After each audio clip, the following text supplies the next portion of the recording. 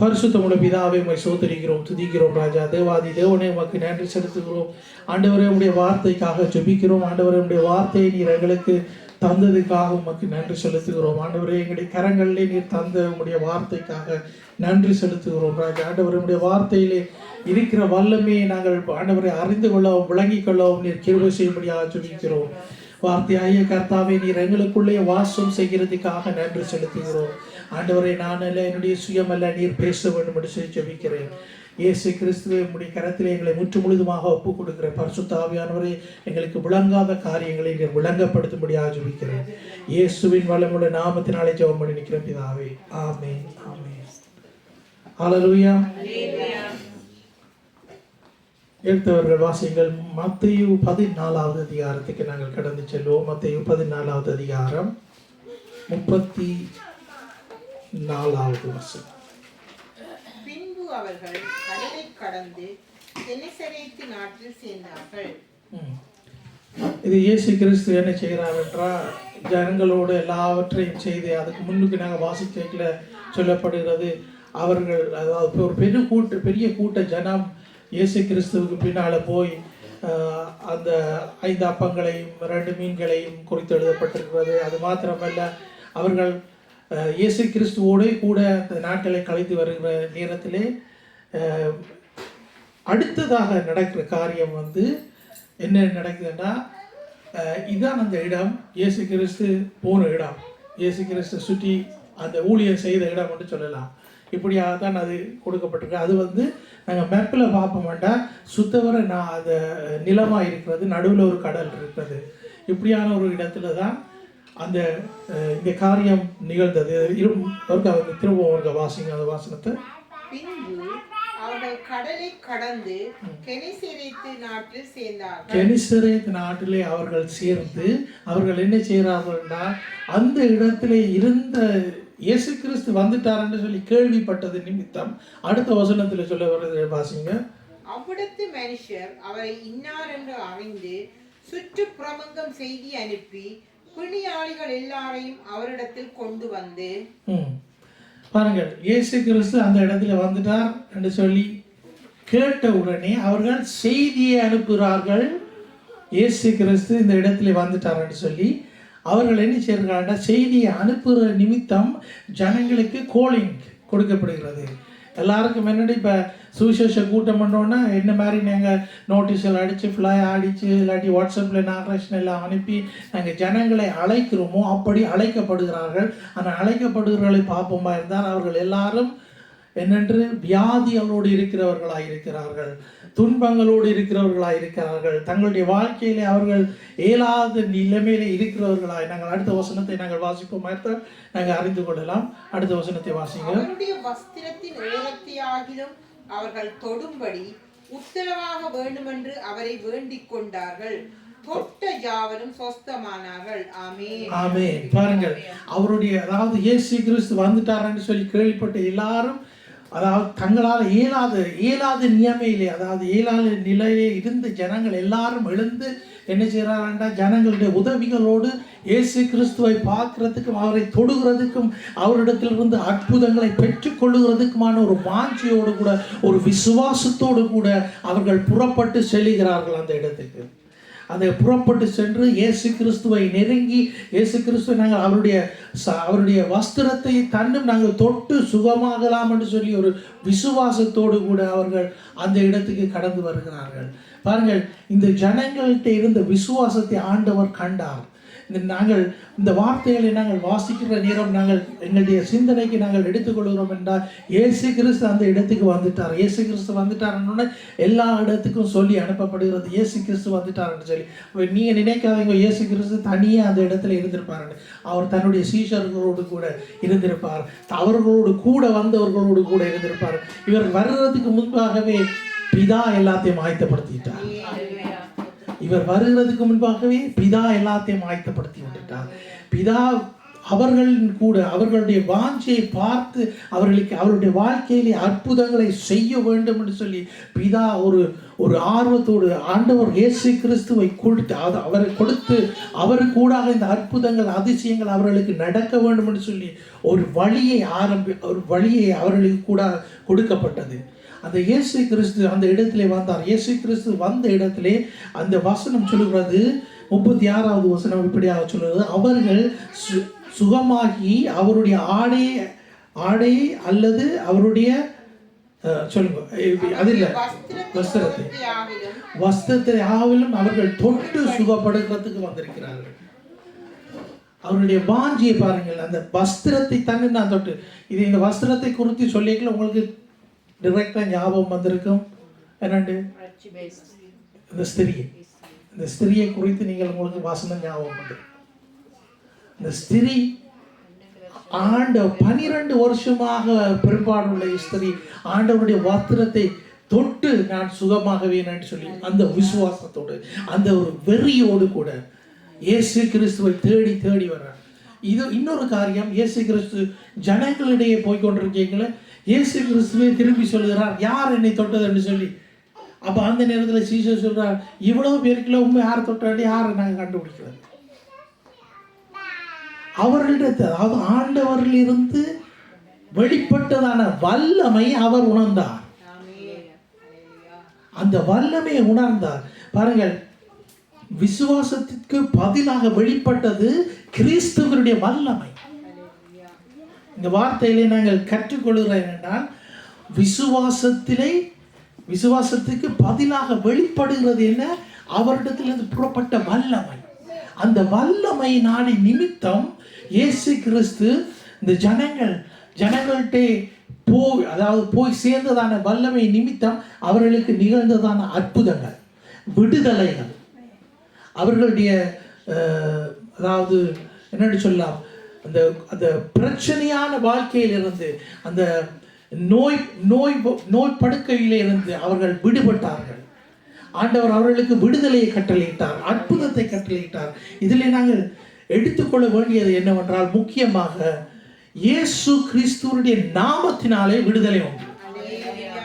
இயேசு கிறிஸ்துவுடைய நாமத்தினாலே மார்க்கு 16வது 17வது அதிகாரம் எப்படியாக சொல்லுகிறது என்று நாங்கள் வாசிப்போம்.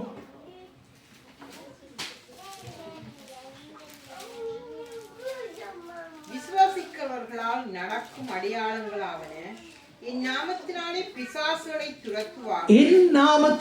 பிசாசுகளை துரத்துவார்கள். இதன் அர்த்தம் இயேசு கிறிஸ்து என்ற நாமத்தினாலே பிசாசுகள் துரத்தப்படும். இயேசு கிறிஸ்து என்ற நாமத்தினாலே கட்டுக்கள் அறுக்கப்படும். இயேசு கிறிஸ்துவின் நாமத்தினாலே விடுதலை கொடுக்கப்படும். இயேசு கிறிஸ்துவின் நாமத்தினாலே வியாதிகள் அவர்களை விட்டு போகும். அவருடைய நாமம், நாங்கள் என்று கூட நாங்கள் அந்த பாட்டு ஒன்று படிக்கிறோம். அவருடைய நாமம் எங்களுடைய வாழ்க்கையிலே நாங்கள் அறிந்து கொள்ள வேண்டியது முக்கியமான காரியம் 3 காரியமாக இருக்கிறது. இந்த 3 முக்கியமான காரியம் இன்றைய நாளில் நாங்கள் கொஞ்சம் அதை நாங்கள் திரும்பவும் ஞாபகத்துக்கு கொண்டு வர வேண்டியது. இயேசு கிறிஸ்துவனுடைய நாமம். எல்லாருமா சொல்லுவோமா? இயேசு கிறிஸ்துவனுடைய நாமம். இயேசு கிறிஸ்துடைய நாமத்தை நான் திரும்பவும் என்னுடைய ஞாபகத்துக்கு நான் கொண்டு வரேன். எங்களுக்கு தெரியும், எங்களை ஜெபிக்க சொன்னால் நாங்கள் உடனே ஜெபிப்போம்.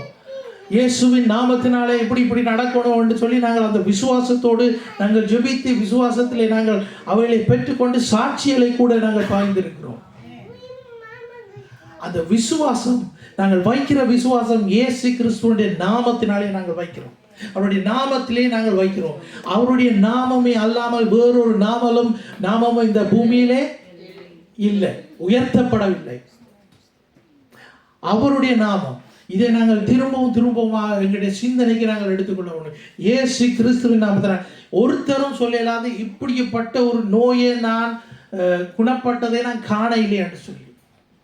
ஆண்டவர் இயேசு கிறிஸ்து சகல நோய்களையும் தீர்க்க வல்லவர். அவருடைய நாமத்தினாலே சகல நோய்களையும் நாங்கள் மேற்கொள்ளலாம். அதுல சொல்லப்படையில இந்த நோய்களுக்கு மாத்திரம் தான் இயேசுவினுடைய நாமத்துக்கு மருந்து இருக்குன்னு சொல்லி, இயேசுடைய நாமத்தினாலே. மற்றதுக்கெல்லாம் டாக்டர்ஸ் மேர்கள் சொல்லுகிறதான அந்த மருந்துகளைத்தான் நீங்கள் பாவிக்கணும்னு சொல்லி ஒரு இடத்துல எழுதியிருக்க. அதுக்காக டாக்டர்கிட்ட போகக்கூடாதுன்னு சொல்லியும் இல்லை. அந்த மருத்துவத்தை கூட ஆண்டவர் தான் அவர்களுக்கு கொடுத்திருக்கிறார். அவர்களுக்கு அந்த ஞானத்தை கொடுத்திருக்கிறார். இதே இன்னென்ன மாத்திரையை போட்டால் இன்ன இதுகளெல்லாம் இல்லாமல் போகும்னு சொல்லி. ஆனால் மருந்து தான் எனக்கு வாழ்க்கையாக இருக்கக்கூடாது. இயேசுதான் எனக்கு வாழ்க்கையாக இருக்க வேண்டும். இயேசுதான் எனக்கு எல்லாமாக இருக்க வேண்டும். நாங்கள் அந்த ஒரு அதாவது எங்களுடைய உடம்பிலே நாங்கள் ஒரு நோய் எங்களோடு நாங்கள் நோயினால் பாதிக்கப்பட்டிருப்போமா இருந்தால் எங்களுடைய வாழ்க்கையே முழுக்க மாறிடும். எங்களுடைய வாழ்க்கையை முழுக்க திரும்பவும் எங்களுடைய சிந்தனைக்கு நாங்களே நினைக்காம எங்களுடைய சிந்தனைக்கு திரும்பவுமாக எங்களுக்கு காட்டப்படுகிறது. உனக்கு இப்படி இருக்கிறது நாடி, இந்த நோய் இருக்கிற நாடி, இப்படி இருக்கிறது நாடி என்று சொல்லி திரும்பவுமாக எங்களுக்கு அந்த சிந்தனையிலே காட்டப்படுகிறது. உனக்கு நோவுது பாருங்கள். அநேக ஜனங்களுக்கு அநேகருக்கு முதுகிலே பெரிய பிரச்சனை, முதுகு நோய் இருக்குது. கூடுதலான ஆட்களுக்கு முதுகு நோய் இருக்குது. அவர்கள் இருந்து வேலை செய்கிற நாடியோ, நின்று வேலை செய்கிற நாடியோ, பாரங்களை தூக்கி வேலை செய்கிற நாடியோ முதுகிலே அவர்களுக்கு அந்த பெயின் இருக்கும். ஆனால் இது கூட பிசியோலோகன் அதாவது மெடிசின் சம்பந்தப்பட்ட சொல்லுகிறார்கள். அவர்களுடைய கணக்கின்படி அவர்கள் சொல்லுகிறார்கள் 100க்கு கிட்டத்தட்ட 90% இந்த நோய் வந்து முதல் மைண்டில் தான் உண்டாகுது. நோய் வந்து மைண்டில் தான் எங்களுக்கு அது வருதுன்னு சொல்றாங்க. இதை நான் கேட்ட உடனே எனக்கு நானே யோசித்தேன், இப்படி இவங்க பைத்தியக்காரத்தனமா சொல்றாங்களே. உண்மையா நோய் இருக்கிறாங்களுக்கு தான் தெரியுமே, நோய் இருக்கிறாங்களுக்கு தான் தெரியும். அப்போ இப்படி வந்து இப்படியான ஒரு காரியத்தை அவர்கள் விளங்கப்படுத்தினார். நான் முந்தி வேலை செய்த கம்பெனியில் மெடிசினால் ஒரு வாக்கு வந்து அவங்கள ஒரு கோர்ஸ் ஒன்று செய்யல எங்களுக்கு சொன்னது என்னென்றால் கூடுதலாக எங்களோட மைண்டில் தானா இருக்கோம், மைண்டில் தானா அந்த நோய் தொடங்குதான். உண்மையாகவே காய்ச்சலும் தலையடியும் அந்தந்த ஆளுக்கு வந்தால் தான் தெரியும். என்ன காய்ச்சலும் தலையடியும் அந்தந்த ஆளுக்கு வந்தால் தான் தெரியும். அதே மாதிரி எங்களுக்குள்ள இருக்கிறதான வீக்னஸ்ஸை நாங்கள் புரிஞ்சு கொண்டு நாங்களே மட்டம் தட்டிட்டு நாங்களே சொல்ல எனக்கு இதாக இருக்கலாம். இப்பத்திய ஜனங்கள் இப்பத்திய ஜெனரேஷன் என்ன மாதிரி ஜீவித்து கொண்டு இருக்குதுண்டா, எங்களுடைய சிம்டம் இருக்குல்ல, எங்களுக்கு கிடைக்கிற நாங்கள் எப்படி எங்களுக்கு சிம்டம் வருகுதுன்ட்டு உடனே கூகுளில் அடித்து பார்க்குறது, செச்சி பிடிட்ட கேட்குறது, இப்படியா இருந்தால் எனக்கு என்னவா இருக்குன்னு சொல்லி. அப்போ அது சொல்லுகிற பொய்யை அப்படியே நாங்கள் எடுத்துக்கொள்ளுறது. இதை விட டாக்டர்கிட்ட போனால் டாக்டர் சொல்லுவார், உனக்கு இப்படி இருக்கிற நாடு தான் நீ இப்படியா இருக்கிறான்னு சொன்னால் அப்படியே நம்பிடுறது. அப்போ பாருங்க, விசுவாசம் எங்கே வைக்கப்படுகிறது? விசுவாசம் எங்கே வைக்கப்படுகிறது? டாக்டர் கொடுக்குற மருந்திலையும் டாக்டர்லையும் தான் விசுவாசம் வைக்கப்படுகிறது. எங்கிட்ட இருக்கிற இந்த பொசிஷனும் காட்டு இருக்குல்ல, ஆவுகா காட்டு எல்லாத்தையும் கலெக்ட் பண்ணிட்ட மாட்டோம். நாங்கள் எங்கே போவோம்? நாங்கள் எங்கே போவோம்? யாரிடம் போவோம்? இறைவா. யாரிடம் போவோம்? இறைவா. இந்த காட்டு இருக்கிறதுனாடி எங்களுக்கு இருக்கிற துணிவு இருக்குது இல்லை, எங்களுக்கு ஒரு ஆவக்கா காட்டு இருக்கிறதுனாடி எங்களுக்கு இருக்கிற துணிவு இருக்குல்ல, எது என்றாலும் நாங்கள் உடனே கொண்டே கொடுத்து தாங்க. அப்படி நாங்கள் வாழக்கூடாது. நாங்கள் இயேசுவை நாங்கள் நம்பி வாழுகிற ஜனங்களாய் நாங்கள் இருக்க மாட்டோம். எங்களுக்கு டாக்டர் சொல்லிட்டார் இப்படித்தானேண்டா, டாக்டர்கிட்ட சொல்லணும், ஓகே நீங்கள் எப்படி சொல்கிறீங்கன்னுட்டு நாங்கள் வந்துட்டு நாங்கள் எங்களுடைய விசுவாசத்தை ஆண்டவர் மீது நாங்கள் வைக்கிறவர்களாக இருக்கிறோம். அதுக்கு பிறகு நீங்கள் ஒரு மாதத்துக்கு பிறகு போய் செக் பண்ணிக்கல, டாக்டர் வேற இருந்த நோயை காணிக்க எனக்கு தெரியும் எங்கே போயிட்டேன்னு சொல்லி. ஆமே, அப்படி ஒரு விசுவாசம் எங்களுக்குள்ள வளரணும். அப்போ அந்த ஜனங்களுக்குள்ள இருந்த விசுவாசம் ஆண்டவர் இயேசு கிறிஸ்துடைய அங்கியை நாங்கள் தொட்டு நாங்கள் சுகப்படுத்தலாம். அப்போ ஆவுக்கா காட்டு இருக்கே இல்லை, அப்போ எல்லாம் கிரங்கன் காட்டு இருக்கே இல்லை. பக்கத்து வீட்டுக்காரன் தான் தூக்கிக்கிட்டு போயிருப்பான், நடக்கலாத அவன். அப்படிப்பட்ட ஒரு ஜனத்தை ஆண்டவர் விடுதலை ஆக்கினார். எண்ணத்திலிருந்து வாசிப்போம். நாங்க 35வது அதிகாரத்திலே சொல்லப்படும் 35வது வசனத்திலே சொல்லப்படுகிறது அவருடைய நோய்கள்.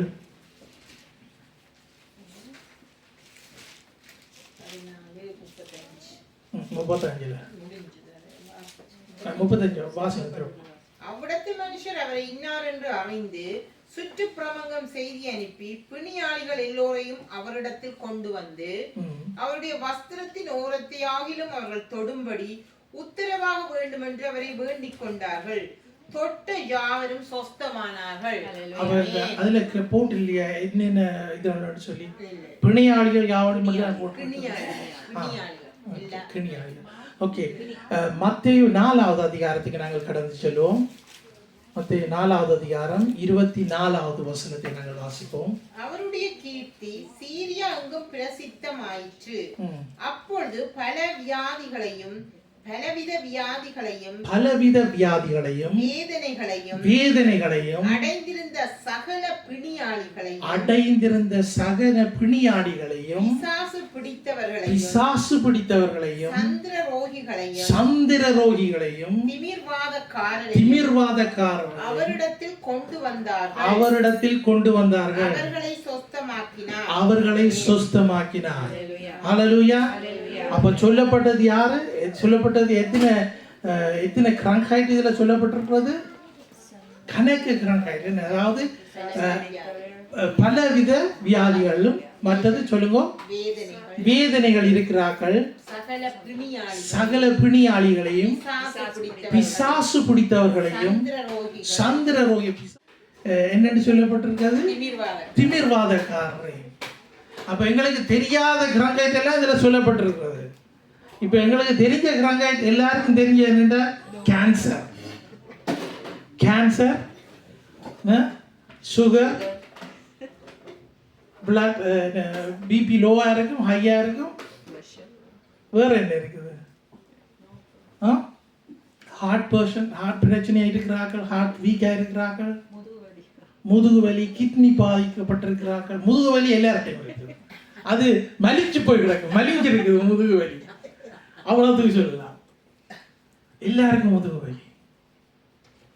அப்ப பாருங்க, இது எல்லாத்துக்கும் ஒரே ஒரு நாமம், இயேசு கிறிஸ்துவுடைய நாமமே மருந்து. இயேசு கிறிஸ்துவுடைய நாமமே மருந்து.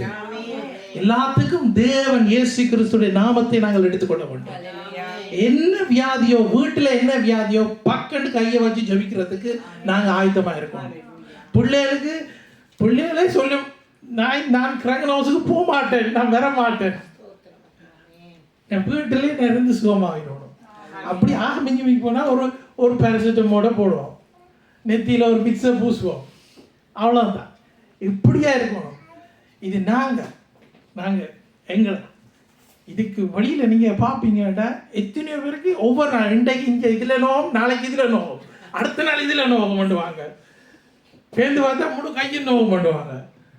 அப்படி வேதனையோடு ஜனங்கள் இருக்கிறார்கள். அப்படிப்பட்ட வேதனையோடு ஜனங்கள் இருக்கிறார்கள். கொஞ்சம் வயசு போக போக நாங்களும் கொஞ்சம் வீக்காக தான் போவோம். ஆனால் அப்போ இப்போ கொஞ்சம் காலை கையை உதறி வேலை செய்யத்தான் வேணும், கொஞ்சம் நடக்கத்தான் வேணும், கொஞ்சம் சாப்பாட்டில் நாங்கள் கவனம் செலுத்தத்தான் வேணும். இதுகளெல்லாம் நாங்கள் செய்ய வேண்டியதுதான். ஆனால் இதுக்கு மேலாக இயேசுடைய நாமம் எங்களுக்கு கொடுக்கப்பட்டிருக்கிறது. இயேசுடைய நாமம் எங்களுக்கு கொடுக்கப்பட்டிருக்கிறது. அதாவது நாங்கள் எவ்வளவுத்துக்கு நாங்கள் எங்களை ஒப்பு கொடுத்தாலும், எவ்வளவுத்துக்கு நாங்கள் ஆண்டவரிடத்தில் நாங்கள் எங்களை ஒப்பு கொடுத்தாலும், எங்களுடைய ஆவி, ஆத்துமா, சரீரத்தை காக்க வல்லவர் இயேசு கிறிஸ்து. பாருங்க, எங்களுக்கு எங்களுடைய அதாவது மைண்டில் எது பிரச்சனை என்றாலும் கூட ஆண்டவரிடத்தை, அதாவது மைண்டில் பிரச்சனையாக இருக்கிற ஆக்க வேண்டாம். சில வேளையில் இப்போ நான் நேற்று கூட ஒரு ஆளோட கதை கேட்கல, ஒரு ஆள் சொல்லுது, ஏன் சில பேர் ஒரு நேரம் நல்லவர்களாக இருப்பாங்க, பேருந்து ஒரு கொஞ்ச நேரத்தால் பார்க்க கொஞ்சம் சுடுதண்ணி குடித்தவர்களாக இருப்பார்கள்னு சொல்லி. அப்போ சொல்ல போனால் அது zwei Persönlichkeiten. மெடிசினில் சொல்லுவாங்க, அவருக்கு 2 விதமான முறைகள் அவர்கிட்ட இருக்குன்னு சொல்லி. ரெண்டு விதமாக ஆக்கள் ஆக்ட் பண்ணுவேன் தங்களுடைய வாழ்க்கையில். இதை இப்படியா சொல்லி மடக்கிறார்களும் இருக்குது. இதுக்கு அடுத்த ஸ்டெப்புக்கு போவோம்னா உண்மையாக அதுக்கு அவர்களை வேறு ஏதோ ஒன்று நடக்குது. உண்மையாக இப்படிப்பட்ட ஆட்களுக்குள்ள வேறு ஏதோ உள்ளுக்கு இருக்குது, வேறு ஆவி ஏதோ இருக்குது. என்னென்னா நாங்கள் ஆவி, தேவனுடைய ஆவி எங்களுக்கு இருக்கிறது, தேவனுடைய ஆவி எங்களுக்குள்ள இல்லாட்டிக்கு வேறு ஆவி தான் இருக்க மாட்டேன். பைபிள் அது போயிட்டு வரைக்கலாம் அதில் படி வேறு இருக்குது, எல்லாம் துப்புரவாக இருக்குன்ட்டு இன்னும் 2-3 பேரை கூட்டிகிட்டு வந்து அதுக்குள்ளே இருக்கும். அப்போ இதுவெல்லாம் எங்களுடைய சிந்தனைக்கு அப்பாற்பட்ட காரியங்கள். பேய்களோட, அதாவது ஆக்களுக்கு பேய் இருக்குன்னு சொல்லி, டெமோன் இருக்குன்னு சொல்லி அவைகளுக்காக ஜெபிக்கிறதுக்கு அதுக்கு போன எக்ஸ்பீரியன்ஸே எங்களுக்கு இல்லைன்னு சொல்லலாம். நாங்கள் கையை வச்சு ஒரு பிஎம் ஆடி விட இல்லை இவ்வளோத்துக்கும். ஆனால் ஆண்டவர்கிட்ட வசனம் சொல்லுது, பிசாசுகளை திரட்டவும், நவமான பாசைகளை பேசவும், சர்ப்பங்களை எடுக்கவும், தேள்களை மிதிக்கவும், சத்துருடைய சகல வல்லமையை மேற்கொள்ளும். இந்த எக்ஸ்பீரியன்ஸுக்குள்ள நாங்கள் இன்னும் போக இல்லை. அப்போ நாங்கள் இன்னும் வளர்றதுக்கு இருக்குது. முதலாவதாக கொடுக்கப்பட்டது இயேசு கிறிஸ்துவின் நாமம். அடுத்தது நாங்கள் வாசிப்போம் எபிரேயர் 9வது வசனம், 9வது அதிகாரம் 22வது வசனம். நியாயப்பிரமாணத்தின்படி கொஞ்சம் குறைய எல்லாம் இரத்தத்தினாலே சுத்திகரிக்கப்படும். இரத்தம் சிந்துதலில் இல்லாமல் மன்னிப்பு உண்டாகாது. இரத்தம் சிந்துதல் இல்லாமல் மன்னிப்பு உண்டாகாது. அடுத்தது இயேசு கிறிஸ்துவினுடைய இரத்தம். அவருடைய நாமம் முதலாவது, அவருடைய இரத்தம் இரண்டாவது. இயேசு கிறிஸ்துவினுடைய இரத்தம் எங்களை பாதுகாக்கிறது. இயேசு கிறிஸ்துவின் இரத்தம் எங்களை சுத்திகரிக்கிறது. இயேசு கிறிஸ்துவின் இரத்தம் எங்களை விடுதலையாக்குகிறது. இயேசு கிறிஸ்து இரத்தத்தினாலே நான் எல்லாவற்றையும் மேற்கொள்ளலாம். ஹல்லேலூயா. எபிரேயர் 9வது அதிகாரம் 22வது வசனம் இப்படியாக சொல்கிறது, இரத்தம், அதாவது இரத்தம் சிந்துதல் இல்லாமல் பாவ மன்னிப்பு இல்லை. அப்ப எங்களுடைய பாவங்கள் மன்னிக்கப்பட்டது அவருடைய இரத்தத்தை சிந்தினதுனால. இப்ப நாங்க எல்லாத்துக்கும் நாங்கள் ஆண்டவர் மேல், ஆண்டவர் இயேசு கிறிஸ்துவுல எங்களுடைய கவனத்தை நாங்கள் செலுத்த வேண்டியதாக. ரட்சிப்பு அவரால் கொடுக்கப்பட்டது, கிருபையினால் எங்களுக்கு கொடுக்கப்பட்ட ரட்சிப்பு. அவருடைய இரத்தம் சிந்தி அவர் எங்களை மீட்டுக் கொண்டார். அவருடைய நாமம் எங்களுக்கு மேலாக இருக்கிறது. நான் இயேசு கிறிஸ்துடைய நாமத்தை என்னுடைய வாயினால் திரும்பவும் திரும்பவும் திரும்பவுமாக அறிக்கை செய்யும் போது நான் அவருடைய நாமத்திலே இருக்கிற வல்லமையை நான் கண்டுகொள்கிறேன் என்னுடைய வாழ்க்கையில். அப்ப நான் வாயை மூடிக்கொண்டிருப்பேன்டா வல்லமையை நான் காணலாது. சிம்பிள். அப்ப என்னுடைய வாயினாலே இயேசுவுடைய நாமம் அறிக்கை செய்யப்பட வேண்டும். இயேசுடைய இரத்தத்தினாலே நான் என்னை மூடிக்கொள்ள வேண்டும். இயேசுடைய இரத்தத்தினாலே நான் என்னையும் எனக்குண்டான யாவற்றையும் மூடிக்கொள்ள வேண்டும். அப்படியான ஒரு வாழ்க்கைக்குள்ளாக நான் கடந்து வரணும். இயேசுவின் இரத்தத்திலே இருக்கிறதான விடுதலை நாங்கள் வாழ்ந்து அவர்கிட்ட இருந்து நாங்கள் அதை பெற்றுக்கொண்டால்தான் அதை நாங்கள் அறிந்து கொள்ளலாம். மற்றவர்களுக்கு நாங்கள் அதை விளங்கப்படுத்தணும்னா நாங்கள் கையை வச்சு அவங்களுக்கு ஜெபிச்சா தான் அவங்க அதை அறிஞ்சு கொள்வாங்க. உண்மையாகவே அவங்கள அறிஞ்சு கொள்வாங்க. உடனே வச்ச உடனே அவங்க சொல்லுவாங்க, உண்மையாக எனக்கு இந்த நோய் இல்லை தாங்க. நாங்கள் இது வீடியோவில் பார்த்துருக்கோம். வேறு யாராவது பாஸ்டர்ஸ் மேர், லீடர்ஸ் மேர் யாராவது ஜெபித்து அவர்களுக்கு அற்புத சுகங்களை கொடுத்துருக்குறோம். நாங்கள் ஜெபிச்சிருக்கிறோம், நாங்கள் அற்புத சுகம் கொடுத்துருக்கோம். ஆண்டவர் அதுக்கு இல்லை. ஆனால் நாங்கள் இன்னும் அந்த எக்ஸ்பீரியன்ஸுக்கு நாங்கள் இன்னும் கடந்து போக வேண்டியதாக இருக்கிறது.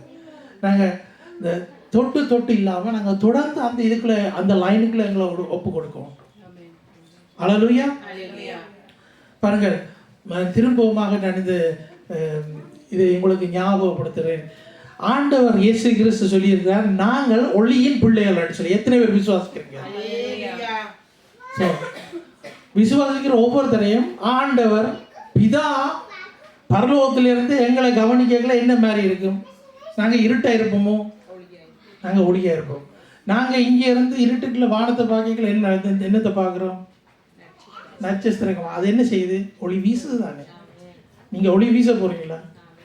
இயேசு கிறிஸ்துவை நாங்கள் இன்னும் கட்டி சேரணும். இயேசு கிறிஸ்து நாங்கள் இன்னும் கட்டி சேரணும். அவருக்குள்ளே இருக்கிற ஒளி எனக்குள்ளே பிரகாசிக்க வேண்டும். அவ்வளவுத்துக்கு நான் ஆண்டவர் எங்களை அங்கிருந்து எங்களை நோக்கி பார்க்கல நாங்கள் பிரகாசிக்கிறவர்களாக இருக்க வேண்டும். நல்ல ஒரு இது உண்டு, நல்ல ஒரு அதாவது உதாரணம் உண்டு உங்களுக்கு. ஆண்டவர் எங்களை அங்கேருந்து பார்க்குற, நாங்கள் மின்னி மின்னி மின்னி கொண்டு இருக்கிறோம். மின்னி டியூப் லைட்டை போட்டால் முதல் மின்னி 2 தரும், அதுக்கப்புறம் தான் ஃபுல்லாக பவர் வரும். நாங்கள் அப்படி மின்னி மின்னி இருக்கிற அந்த இடத்துல இருந்து இருக்காம நாங்கள் ஃபுல்லாக பிரகாசிக்கிறவர்களாய் நாங்கள் மாற வேண்டும். அல்லேலூயா. அப்போ இயேசுவின் நாமம் எங்களுக்கு முக்கியம், இயேசு கிறிஸ்துவின் இரத்தம் எங்களுக்கு முக்கியம். அடுத்ததாக சொல்ல போகிறோம் நாங்கள். அடுத்தது என்னன்னு ஏசாயா 53:5, அவருடைய தழும்புகளினாலே நாங்கள் குணமாகிறோம். அல்லேலூயா. வாசிங்க.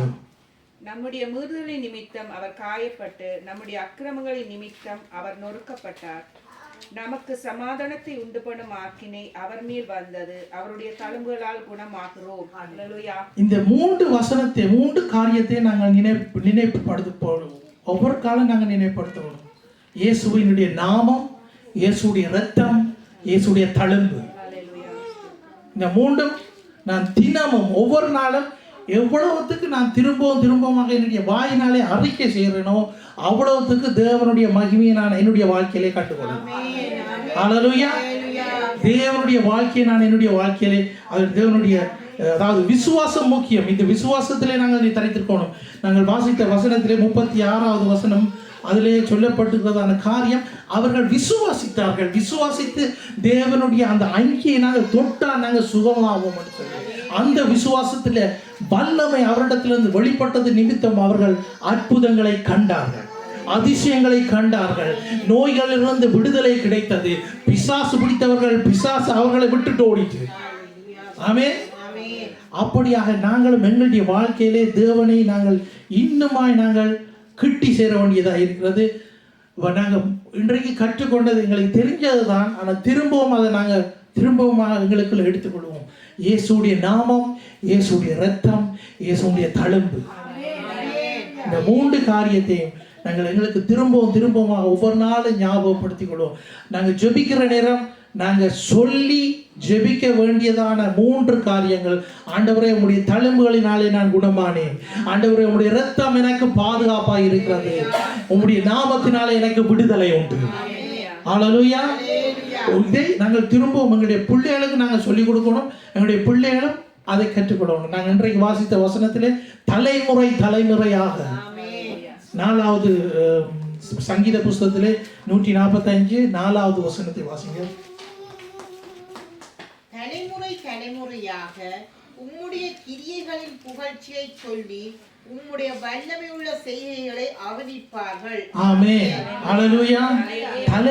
தலைமுறையாக நாங்கள் எங்களுடைய பிள்ளைகளுக்கு திரும்ப சொல்ல வேண்டிய வாய்ப்பாடு தெரியுமோ தெரியலையோ, பிள்ளைக்கு இயேசுடைய நாமம் தெரியணும், இயேசுடைய இரத்தத்தில் இருக்க வல்லமை தெரிய வேண்டும், இயேசுடைய தழும்புகளினாலே நான் குணமானோம் என்று சொல்லி அந்த அறிக்கையை அவருடைய வாயிலிருந்து அறிக்கை பண்ண வேண்டும். அல்லேலூயா.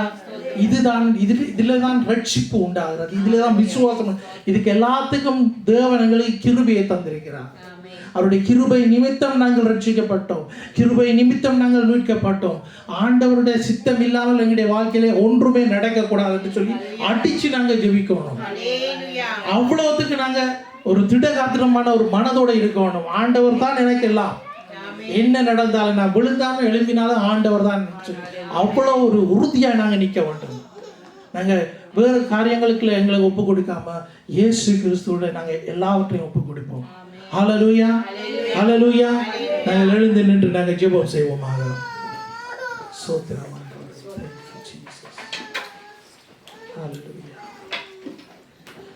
எல்லாருமாக வாயிலை திறந்து நாங்கள் ஜெபம் செய்வோம். பரிசுத்தமுள்ள பிதாவே, உம்மை சோதரிக்கிறோம், துதிக்கிறோம் ராஜா. தேவாதி தேவனை உமக்கு நன்றி செலுத்துகிறோம். சர்வ வல்லமையுள்ள கர்த்தாவே, உம்முடைய நாமத்தினாலே எங்களுக்கு விடுதலை உண்டு. ஆண்டவரே, உம்முடைய இரத்தத்தினாலே எங்களுக்கு மீட்பு உண்டு சுவாமி. ஆண்டவரே, உம்முடைய தழும்புகளினாலே நாங்கள் குணமாகிறோம் சுவாமி. ஆண்டவரே, இந்த நேரத்திலும் ஆண்டவரே, இந்த வார்த்தையை கேட்ட ஒவ்வொரு உள்ளங்களிலும் ராஜா, ஆண்டவரை நீர் பேசினதுக்காக நன்றி செலுத்துகிறேன். ஆண்டவரை, நீர் பேசினதுக்காக நன்றி செலுத்துகிறேன்.